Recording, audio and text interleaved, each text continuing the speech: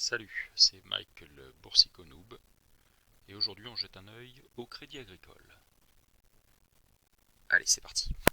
Alors pour commencer, le secteur financier, à très long terme on est dans un trading range assez large. Voilà, ça aussi dans ce trading range là, et à long terme on est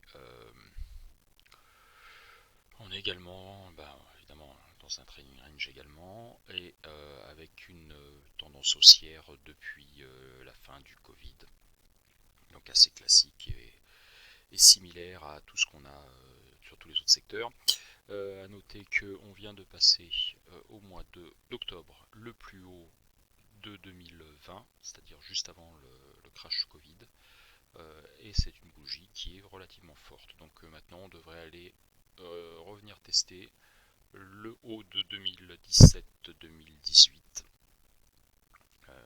Voilà, on est dans une assez fortement haussier sur l'ensemble du secteur financier. Bon, on va maintenant se concentrer sur Crédit Agricole.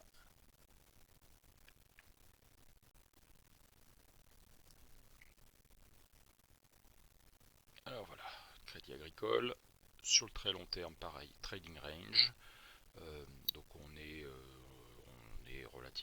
raisonnablement proche du haut du trading range. À noter qu'on était descendu extrêmement bas en 2012, à la suite de la crise financière de 2008.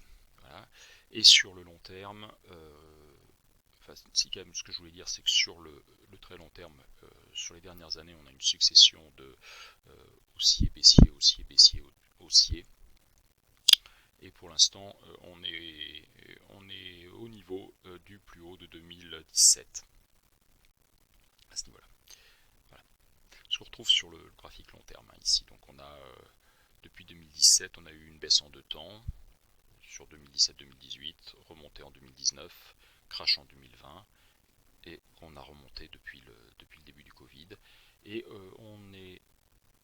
on a toute une série de points hauts ici, autour de 13.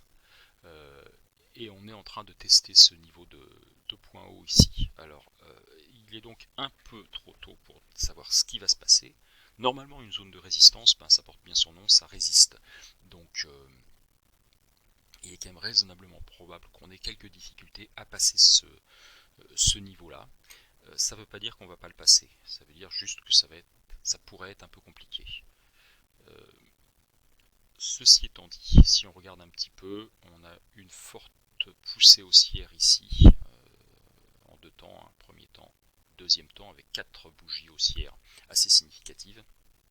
Et depuis mi-2021, on a un trading range sur 1, 2, 3, 4, 5 bougies.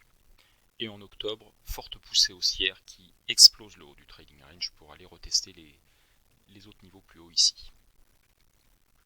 Voilà, donc on a ici de la pression haussière en octobre. Va-t-elle se concrétiser sur novembre? On va essayer de regarder le graphique hebdomadaire pour avoir les idées un peu plus claires. Voilà, j'ai remis l'ensemble des résistances qu'on a ici sur du long terme, la poussée de 2021, fin 2020 et début 2021, le trading range de 2021, et puis la poussée d'octobre. Cette poussée d'octobre, qui a l'air d'être très très forte en mensuel, si on regarde en hebdomadaire, elle nous fait douter un petit peu, puisque début octobre, on a eu la cassure, et derrière, un doji ici, et puis un autre pseudo-doji là, et là, sur les 2 dernières semaines. C'est-à-dire qu'on on essaie de casser, mais c'est pas franc, c'est pas net. On a donc une vraie résistance dans cette zone-là. Et le plus haut de 2017 ou 2018 ici, on a du mal à le casser. Quelle est donc moi ma stratégie à ce niveau-là? Et bien, ma stratégie, c'est d'envisager un short, une vente à découvert. Elle sera mise en cause si jamais on casse ici cette résistance autour de 13,14. Si on la casse, évidemment, ma stratégie de vente à découvert sera remise en question. Sinon, si on n'arrive pas à passer ici, qu'est-ce qui devrait se passer? Si on n'arrive pas à passer à la hausse, on va retester à la baisse. On va repartir à la baisse, voir comment ça se passe. Et donc ce qui pourrait se passer, c'est une redescente au niveau des 11 € à peu près, après l'échec du breakout. Regardons un petit peu ce qui se passe à court terme, voir si ça nous oriente un petit peu ou pas. Voilà, à court terme, on a donc la hausse de septembre-octobre, ici en particulier tout début octobre avec la cassure de ces niveaux-là, et puis derrière beaucoup d'hésitation. On voit, c'est pas des bougies franches haussières, c'est ici, voilà, ça, la clôture est à peu près au niveau de l'ouverture, dans un sens, dans un autre, sur énormément de bougies. Donc malgré la force apparente en mensuel, on ne retrouve pas du tout cette force ni en hebdo et encore moins en journalier. Encore moins en journalier. Donc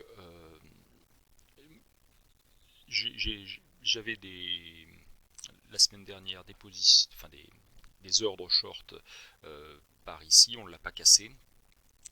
Là, vendredi, on a quand même une bougie relativement haussière, donc j'ai pas positionné d'ordre short, mais si jamais lundi, mardi ou mercredi, on a des bougies baissières en journalier et qu'on n'a pas cassé c'est les niveaux qui sont par ici, là, on va dire 13-20, et ben j'envisagerais une position short sur le court terme également. Voilà.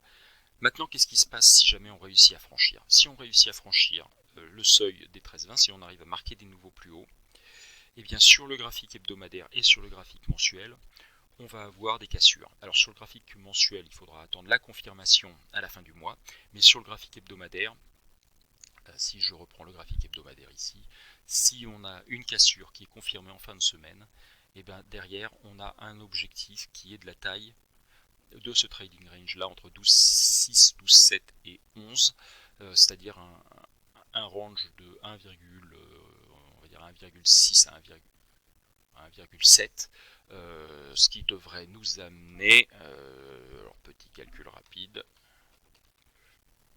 vers les 14,4 à peu près, donc dans cette zone ici. Voilà, donc là, le report de la hauteur du trading range vers le haut. Voilà, donc ça pourrait être un objectif assez intéressant à l'achat. Voilà. Mais pour l'instant, on n'est pas dans ce scénario-là. Tant que la résistance n'est pas franchie, la résistance, on considère qu'elle tient. Donc on est plutôt sur je suis plutôt sur un scénario à la baisse. Encore une fois, si on cassait ce niveau-là en hebdo, ça remettrait tout en cause et je viserais plutôt une hausse.